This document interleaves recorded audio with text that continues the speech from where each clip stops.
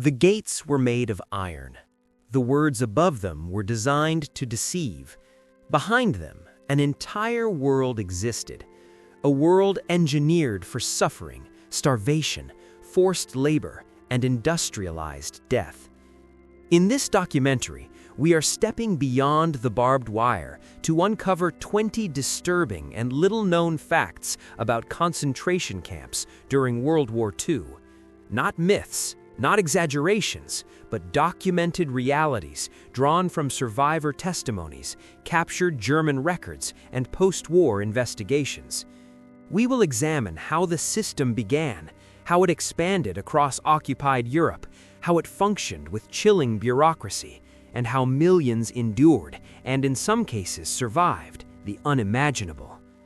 This is not just a story of cruelty, it is a story of structure, ideology, survival, and memory. It's great to have you here. If you enjoy these war journeys, I invite you to like, subscribe, or share a thought in the comments below. This helps others find their way here too. For now, let's begin our journey. When most people hear the term concentration camp, they immediately think of Auschwitz, and for good reason. It became the most infamous symbol of Nazi brutality. But the camp system did not begin there. It did not even begin with the war. The first camps were established in 1933, just weeks after Adolf Hitler became Chancellor of Germany. At that time, they were not yet extermination centers. They were improvised detention sites meant to imprison political opponents, communists, social democrats, trade unionists. One of the earliest was Dachau concentration camp, located near Munich. It became the model for what would follow. Fact number 1. The original purpose of concentration camps was political repression, not mass extermination. In its early years, Dachau held primarily German prisoners. The SS developed procedures there, forced labor routines, prisoner classification systems, and brutal disciplinary codes. Survivors later testified that guards used Dachau as a training ground. What was perfected there would later spread across Europe. Fact number 2. The camp system evolved gradually. It did not begin as a death machine, it became one. By 1939, when Germany invaded Poland and ignited the Second World War, the Nazi regime had already built a functioning network of camps. But war radically transformed their scale and purpose. With each conquest, new prisoners flooded into the system. Jews, Roma, Soviet POWs, resistance fighters, homosexuals, Jehovah's Witnesses, and civilians accused of minor infractions. The bureaucracy behind this expansion was astonishing. The SS Economic and Administrative Main Office oversaw budgets, construction, labor allocation, and supply chains. Camps were categorized: concentration camps, labor camps, transit camps, and later extermination camps. Fact number 3. Not all camps were extermination camps. This distinction matters. Camps like Treblinka and Sobibor were designed almost exclusively for immediate mass murder. Prisoners were often killed within hours of arrival. By contrast, camps like Dachau or Buchenwald were primarily forced labor camps, though death from starvation, disease, and execution was constant. Fact number 4. The Nazis created an entire classification system using colored triangles sewn onto prisoner uniforms. Red for political prisoners, yellow for Jews, green for criminals, purple for Jehovah's Witnesses, pink for homosexual men, black for those labeled asocial. The system dehumanized inmates and divided them. Survivor accounts describe how this visual hierarchy often determined treatment and survival chances. Fact number 5. Many prisoners were forced to participate in the administration of the camps. Some inmates were assigned as capos, prisoner functionaries, responsible for supervising work details or barracks. The system deliberately forced prisoners into morally impossible positions. Refusal often meant death. Cooperation sometimes meant survival, but at a cost that haunted many long after liberation. As the war intensified, forced labor became central to the German war economy. Major companies collaborated with the SS, exploiting prisoners as disposable labor. Factories were built adjacent to camps. One of the most notorious was the Buna Monowitz complex, part of Auschwitz. Prisoners worked for the chemical giant IG Farben under lethal conditions: starvation rations, 12-hour shifts, beatings for exhaustion. Fact number 6. German corporations directly benefited from concentration camp labor. Records presented during the Nuremberg trials revealed contracts, profit margins, and correspondence between SS officials and industrial leaders. Prisoners were literally rented out. The SS charged companies per worker per day. And then there was medical experimentation. Fact number 7. Camp doctors conducted brutal human experiments under the guise of science. At Auschwitz, Josef Mengele became infamous for experiments on twins. Survivors described injections of chemicals into eyes in attempts to change their color. Others were subjected to freezing experiments, sterilization procedures, or deliberate infection with diseases. At Ravensbrück concentration camp, primarily a women's camp, Polish prisoners were mutilated in surgical experiments designed to test treatments for battlefield wounds. Many died. Those who survived carried scars, both physical and psychological, for life. The gates were made of iron. The words above them were designed to deceive. Behind them, an entire world existed, a world engineered for suffering, starvation, forced labor, and industrialized death. In this documentary, we are stepping beyond the barbed wire to uncover 20 disturbing and little-known facts about concentration camps during World War II. Not myths, not exaggerations, but documented realities drawn from survivor testimonies, captured German records, and post-war investigations. We will examine how the system began, how it expanded across occupied Europe, how it functioned with chilling bureaucracy, and how millions endured, and in some cases survived, the unimaginable. This is not just a story of cruelty, it is a story of structure, ideology, survival, and memory. It's great to have you here. If you enjoy these war journeys, I invite you to like, subscribe, or share a thought in the comments below. This helps others find their way here too. For now, let's begin our journey. When most people hear the term concentration camp, they immediately think of Auschwitz, and for good reason. It became the most infamous symbol of Nazi brutality. But the camp system did not begin there. It did not even begin with the war. The first camps were established in 1933, just weeks after Adolf Hitler became Chancellor of Germany. At that time, they were not yet extermination centers. They were improvised detention sites meant to imprison political opponents, communists, social democrats, trade unionists. One of the earliest was Dachau concentration camp, located near Munich. It became the model for what would follow. Fact number 1. The original purpose of concentration camps was political repression, not mass extermination. In its early years, Dachau held primarily German prisoners. The SS developed procedures there, forced labor routines, prisoner classification systems, and brutal disciplinary codes. Survivors later testified that guards used Dachau as a training ground. What was perfected there would later spread across Europe. Fact number 2. The camp system evolved gradually. It did not begin as a death machine, it became one. By 1939, when Germany invaded Poland and ignited the Second World War, the Nazi regime had already built a functioning network of camps. But war radically transformed their scale and purpose. With each conquest, new prisoners flooded into the system. Jews, Roma, Soviet POWs, resistance fighters, homosexuals, Jehovah's Witnesses, and civilians accused of minor infractions. The bureaucracy behind this expansion was astonishing. The SS Economic and Administrative Main Office oversaw budgets, construction, labor allocation, and supply chains.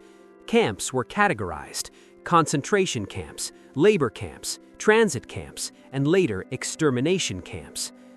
Fact number 3. Not all camps were extermination camps. This distinction matters.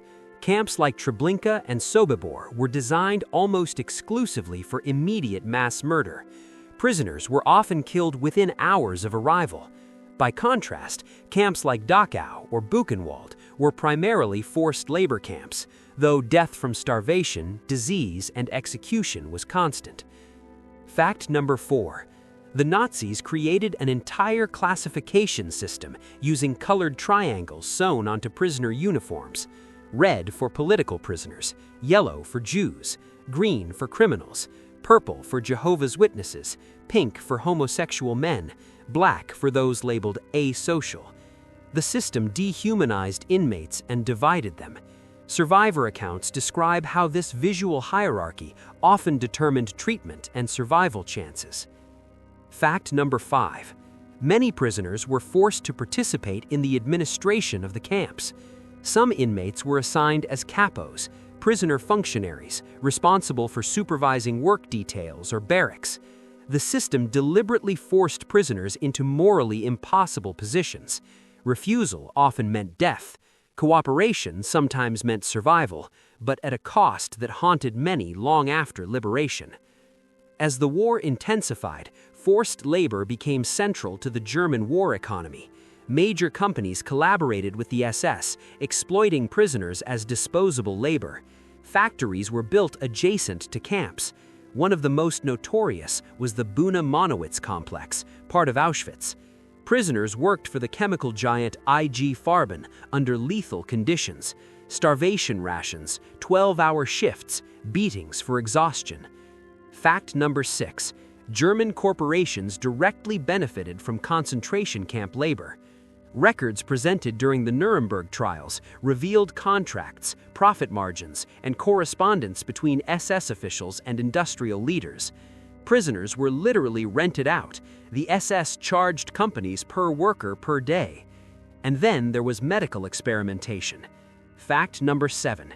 Camp doctors conducted brutal human experiments under the guise of science.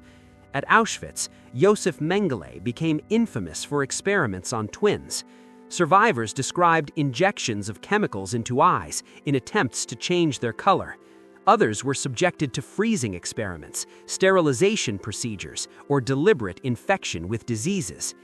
At Ravensbrück concentration camp, primarily a women's camp, Polish prisoners were mutilated in surgical experiments designed to test treatments for battlefield wounds. Many died. Those who survived carried scars, both physical and psychological, for life. Survivor testimonies describe men collapsing from weakness, only to be dragged upright by fellow inmates to prevent collective punishment. The system ensured that suffering was shared and that survival often depended on solidarity. Food was another weapon. Fact number 17. Starvation was institutional policy. Rations were calculated not for health, but for slow deterioration.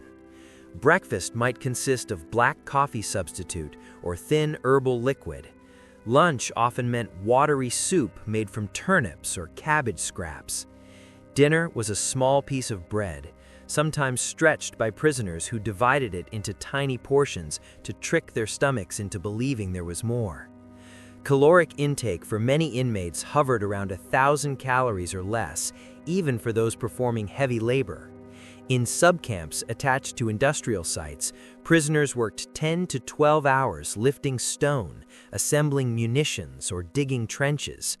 The human body, deprived of nutrition, began to consume itself. Primo Levi later described what he called the anatomy of hunger, the way thoughts narrowed exclusively to food. Moral codes blurred. A crust of bread could mean an extra day of life. In camps like Mauthausen concentration camp, prisoners were forced to carry massive granite blocks up what became known as the stairs of death. Guards sometimes pushed weakened inmates down the quarry cliffs for sport. Witnesses after the war testified to these acts during trials. Fact number 18. Forced labor was intentionally lethal in many camps. The SS classified prisoners by work capacity. Those deemed too weak could be selected for execution or transfer to killing centers. In Auschwitz-Birkenau, selections were routine. A flick of a finger, left or right, determined whether someone would be assigned labor or sent directly to the gas chambers.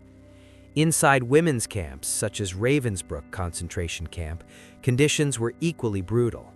Female prisoners endured forced labor in textile workshops, construction details, and armaments factories. They also faced abuse from female SS guards, some of whom gained notoriety for sadistic behavior. Post-war testimonies revealed beatings, arbitrary punishments, and selections carried out with chilling detachment. Fact number 19. Women served as guards in several camps and participated directly in the system of brutality. The image of camp cruelty is often associated with male SS officers, but hundreds of women were trained as overseers. At Ravensbrück alone, thousands passed through the system as guards. Disease spread rapidly in overcrowded barracks: typhus, dysentery, tuberculosis. Sanitation facilities were primitive or non-existent. In some camps, a single latrine served hundreds. Water was scarce, soap rarer still. Fact number 20. Epidemics killed tens of thousands, sometimes even before systematic executions did. When British forces liberated Bergen-Belsen concentration camp in April 1945, they encountered a catastrophic typhus outbreak. Over 10,000 unburied bodies lay scattered. Even after liberation, thousands more died from disease and malnutrition. Liberation did not immediately mean survival. And yet, within this nightmare, prisoners created fragile systems of humanity. In Auschwitz, some inmates organized clandestine education circles. In Buchenwald, resistance groups secretly documented names of the dead. At times, prisoners sabotaged production lines, slowing the Nazi war machine in subtle ways that risked execution. In October 1944, members of the Sonderkommando, prisoners forced to operate crematoria in Auschwitz, staged a revolt. Using smuggled gunpowder supplied by female prisoners working in a munitions factory, they blew up Crematorium 4. Though most were killed, the uprising remains one of the most extraordinary acts of resistance inside the camp system. These stories complicate the narrative. The camps were not only spaces of victimhood, they were also spaces where individuals made impossible choices under terror. As the Red Army advanced from the east in 1944 and early 1945, camps in Poland were evacuated. Prisoners were forced on death marches toward Germany's interior. Guards shot those who faltered. Civilians along the roads sometimes witnessed columns of skeletal figures moving through snow. When Soviet forces liberated Auschwitz in January 1945, they found around 7,000 prisoners left behind, too weak to march. Warehouses filled with shoes, suitcases, eyeglasses, and human hair provided silent testimony to the scale of destruction. The Western Allies encountered similar scenes. At Buchenwald, American soldiers discovered storage rooms stacked with personal belongings. At Dachau, they found train cars filled with corpses, prisoners who had died during transport. Many soldiers later admitted they were unprepared for what they saw. Some forced captured German civilians from nearby towns to walk through the camps and confront the evidence. General Eisenhower insisted on widespread documentation, fearing future generations might doubt the truth. After the war, the world demanded accountability. The Nuremberg trials exposed internal memos, construction blueprints, and financial records. Camp commandants such as Rudolf Haas of Auschwitz testified in detail about killing procedures, gas chamber capacity, and cremation efficiency. His statements, cold and methodical, shocked even experienced prosecutors. But justice was incomplete. Many perpetrators escaped or blended back into civilian life. Some were only identified decades later. Today, former camps stand as memorial sites. Auschwitz remains preserved as a museum in Poland. Dachau serves as a place of remembrance in Germany. Ravensbrück, Sobibor, Treblinka, each site carries layers of grief. Historians continue to uncover documents. Archaeologists analyze foundations of destroyed gas chambers. Survivor testimony projects record voices before they are lost to time. The concentration camp system was not an accident of war. It was engineered, expanded, managed with bureaucratic precision. It relied on ideology, obedience, fear, and indifference. And yet, it also revealed extraordinary resilience. Men and women shared crumbs of bread, risked execution to hide a child, memorized prayers, wrote poems in secret, preserved fragments of identity in a system designed to erase it. Understanding concentration camps during World War II requires confronting both the machinery of destruction and the humanity that endured within it. The facts are harrowing. The testimonies are unforgettable. The lessons remain urgent. History is not only about what happened, it is about what we choose to remember and what we refuse to allow again. The trains ran on time. That phrase, often used to describe efficiency, takes on a chilling meaning when placed inside the machinery of the Holocaust. Because the concentration camp system did not operate in isolation, it depended on coordination. Ministries, railways, census offices, local collaborators, industrial planners. Genocide required infrastructure. By 1941, Nazi policy had shifted from persecution and forced emigration to systematic annihilation. The invasion of the Soviet Union marked a turning point. Mobile killing units known as Einsatzgruppen followed behind German troops, carrying out mass shootings of Jewish communities across Eastern Europe. Entire villages were marched to ravines and executed. But mass shootings presented what Nazi leadership considered logistical problems: ammunition costs, psychological strain on shooters, witnesses, secrecy. This is where the concentration camp and extermination centers became central. The Wannsee Conference in January 1942 formalized coordination for what officials called the final solution to the Jewish question. Bureaucrats discussed deportation routes, labor allocation, and extermination policies with cold administrative language. The genocide was framed as a transportation and labor issue. Railways became arteries of death. Across occupied Europe, from France, the Netherlands, Hungary, Greece, Jews were rounded up and transported eastward in sealed cattle cars. Deportees often endured journeys lasting days with little water or ventilation. Many died before reaching their destination. One of the primary destinations was Auschwitz, which had evolved into the largest hybrid camp, both forced labor and extermination center. Upon arrival at Auschwitz-Birkenau, selections occurred on the ramp. Elderly people, mothers with children, and those deemed unfit for work were directed immediately towards gas chambers. Others were registered, tattooed with identification numbers, and assigned to barracks. But Auschwitz was not alone in the extermination network. Treblinka, Sobibor, and Belzec were part of Operation Reinhard, a coordinated plan to murder Polish Jewry. These camps were designed almost exclusively for immediate killing. Most deportees were dead within hours of arrival. Unlike Auschwitz, which preserved some prisoners for labor, Treblinka functioned as a pure death facility. Estimates suggest that between 700,000 and 900,000 people were murdered there in just over a year. The efficiency was terrifying. Victims were told they were being sent to showers for disinfection. Gas chambers disguised as bathhouses were filled using carbon monoxide from engine exhaust. Bodies were buried in mass graves, later exhumed and burned in attempts to destroy evidence. This systematic deception was integral. Nazi authorities relied heavily on misinformation to prevent panic.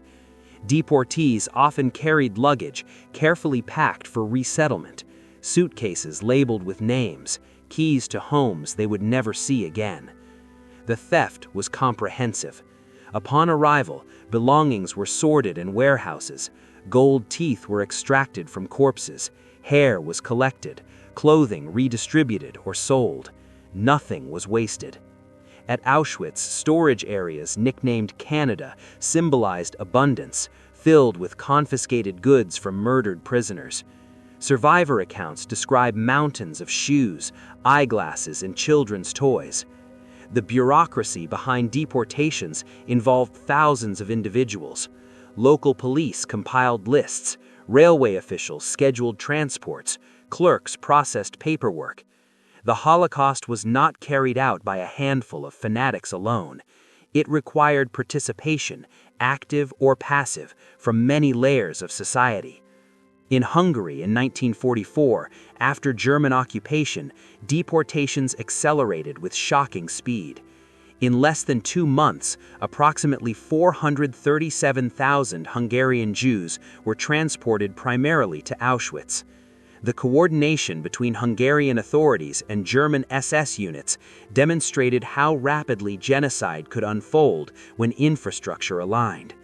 Yet even within this vast machinery, cracks appeared. In Denmark, resistance networks helped evacuate the majority of Danish Jews to neutral Sweden. In France, segments of the population hid Jewish children. In Poland, individuals risked execution to shelter neighbors. But these acts of courage existed alongside widespread collaboration and indifference. The concentration camp system also expanded westward as Allied bombing intensified. Satellite camps were established near factories to minimize transport disruptions. Prisoners were dispersed across thousands of sub-camps linked to major sites like Buchenwald and Dachau concentration camp. By 1944, the camp universe had become a sprawling network embedded within the German war economy. Prisoners manufactured aircraft parts, assembled V-2 rockets, dug tunnels, and cleared bomb damage. The line between concentration camp and industrial site blurred. One of the most notorious forced labor sites was Mittelbau-Dora, where inmates worked underground assembling rockets designed by Werner von Braun's team. Conditions were so brutal that thousands died before ever seeing daylight. The war economy depended on this expendable workforce. At the same time, extermination operations intensified. As Soviet forces approached eastern camps, SS units attempted to dismantle facilities and destroy records. Crematoria were blown up, documents burned. In camps like Sobibor and Treblinka, evidence was systematically erased. Forests were planted over former gas chamber sites. The Nazis hoped the physical traces would vanish, but testimonies survived. After the war, survivors described not only physical suffering, but psychological warfare. The constant uncertainty, the randomness of selections, the forced witnessing of violence. Children faced particular horror. Many were killed immediately upon arrival at extermination centers. Others endured experiments or starvation. In ghettos prior to deportation, children were often smuggled out through sewers or hidden in convents. In Lodz and Warsaw, ghettos served as transitional spaces before deportation. Overcrowding and starvation killed tens of thousands even before transports began. The camp system cannot be separated from these ghettos and transit points. They formed stages in a broader process: identification, isolation, deportation, extermination. By late 1944, Germany's military situation was collapsing. The Red Army advanced from the east, American and British forces pushed from the west. Yet deportations and killings continued almost until the final weeks of the war. In January 1945, Auschwitz was evacuated. Tens of thousands were forced onto death marches toward camps inside Germany. Thousands died along frozen roads. When Soviet troops entered Auschwitz on January 27, 1945, they found only a fraction of the original prisoner population, the sick and abandoned. But they uncovered warehouses filled with evidence: 7,000 kilograms of human hair, countless shoes and children's clothing. The scale defied comprehension. The Holocaust claimed 6 million Jewish lives.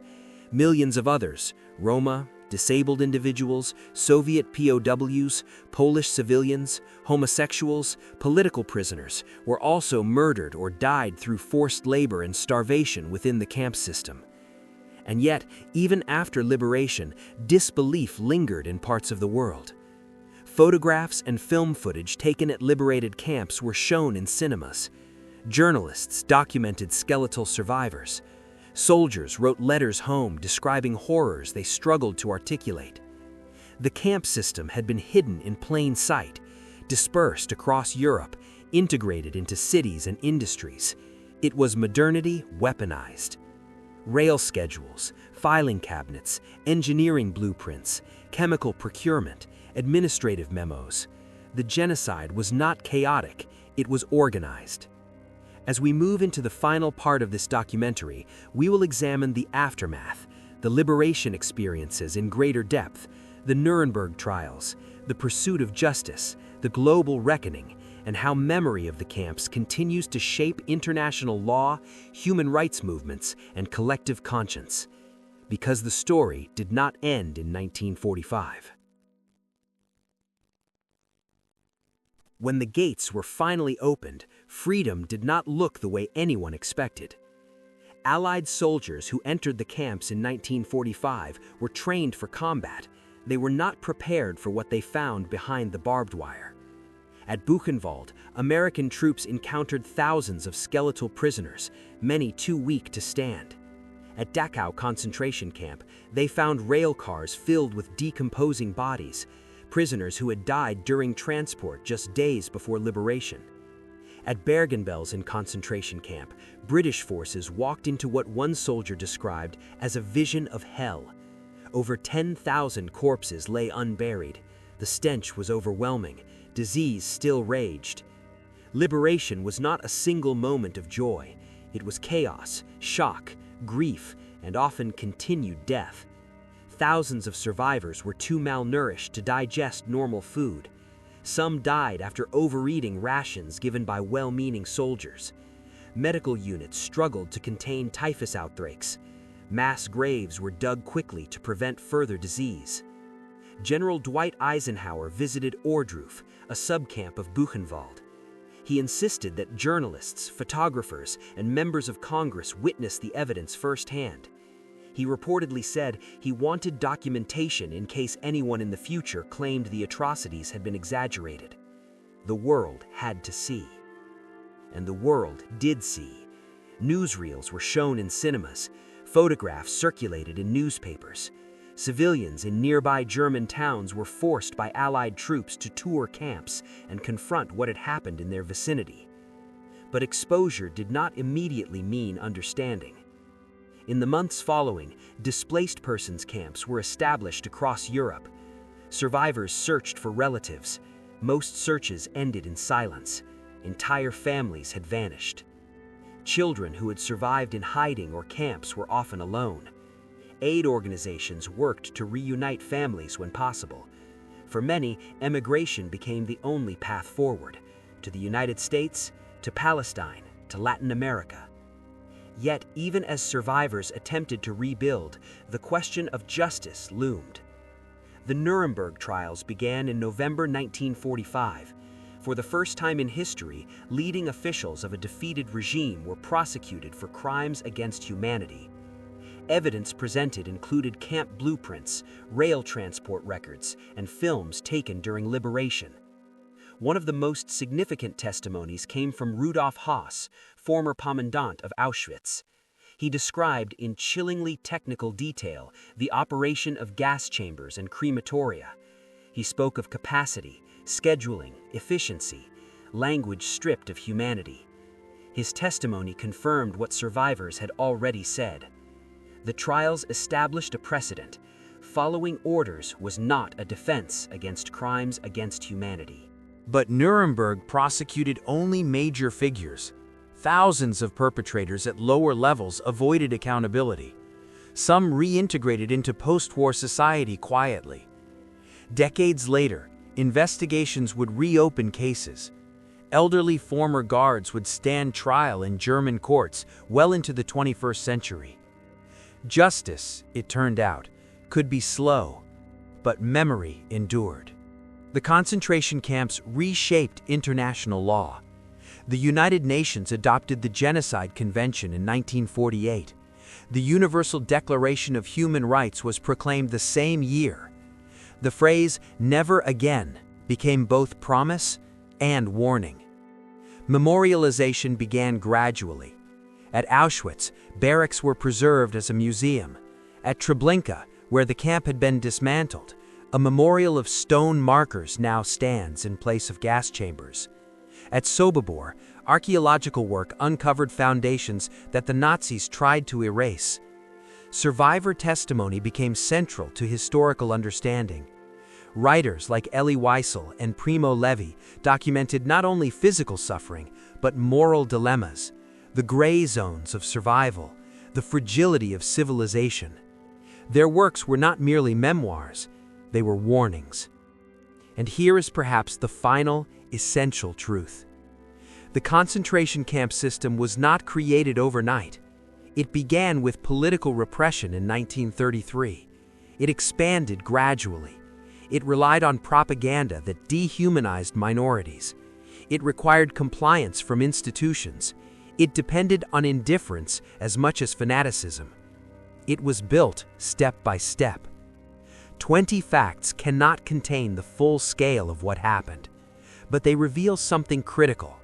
The camps were not chaotic anomalies of war. They were structured, organized, and administered. They represented the convergence of ideology, bureaucracy, industry, and obedience.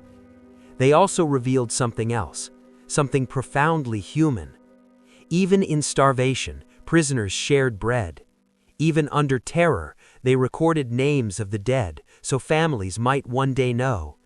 Even in extermination camps, revolts were organized. Even in the final days, some chose to resist rather than surrender dignity. Survival itself became an act of defiance. Today, visitors walk through preserved barracks. They see piles of shoes behind glass. They stand before crematoria ruins. Silence hangs heavy in those spaces. It is not the silence of emptiness, it is the silence of memory. The story of the concentration camps during World War II forces us to confront uncomfortable realities about human capacity, for cruelty, for obedience, for resilience, and for remembrance. It asks questions that remain urgent. How does propaganda normalize hatred? How do institutions become instruments of oppression? At what point does silence become complicity? History does not repeat mechanically, but it echoes. If you've stayed with this documentary until the end, comment the word memory below so we know you walked this entire path with us. Tell us what impacted you most. Your reflections matter.